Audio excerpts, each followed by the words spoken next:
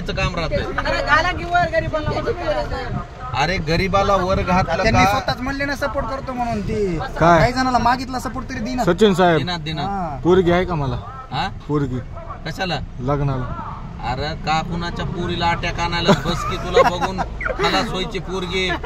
लग्नच नाही हो. तुझ्या गल्लीतून 4-5 फोन आलते माझे की बाबा बघा त्या पोराला गली बोळायने हिंडू देऊ नका, लेकरं बाळा धरतर का पाहिलेत आणि त्याच्यात तुला मुळवेद. सर युट्यूबवर कंटिन्यू करावं का इंस्टावर करावं का सगळीकडेच करावं?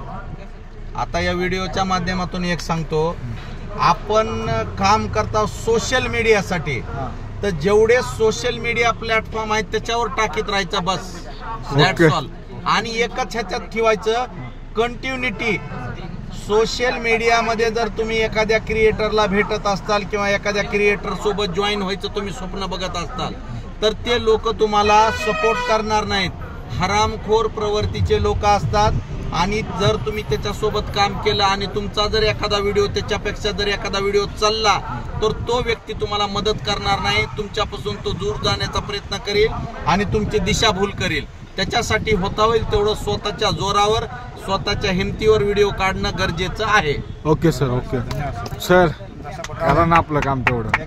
भया तू आधी मुळवेद नीट कर, पुन्हा तुझं लग्न होतंय. कारण कसं असतं माहितीये का, लग्नामध्ये पांढरे कपडे घातल्यावर लाल बुंडाग दिसते. चलतं लग्न बंद व्हायचं नाही हो. मुळवेद नीट झालाय आपला. आता पोरगी बघा. नाही तू मुळवेद नीट झालेले गोळ्या खातोय. तुझा भरोसा काय? आता काय भरोसा कसा द्यावा बाबा? कुठं दाखवू का? प्रमोशनला आपल्याला सरची अचानक भेट झाली होती. सर कुठं चाललं? प्रमोशनला निघाले सर. आता 3-4 प्रमोशन आहेत तिकडे. सर येते वेळेस बजेट भरपूर घेऊन माग बघ पैसे आपल्या पैशात म्हणालो माग कपड्याच्या बॅग बघ. सरचा विषय खोल आहे सर. आता नशिबाने भेटलेत. आमचा शूट चालू होता सर भेटले अचानकपणे. सर सोबत थोड्या गप्पा गोष्टी भेटल्यात आपल्याला बोलायला इथं. आता सर माझ्या चॅनलचं नाव VH फिल्म प्रोडक्शन आहे. एकदा थोडं करा प्रमोशन बसले. हो का मित्रांनो, VH फिल्म प्रोडक्शन आमच्या मित्राचं चॅनल आहे.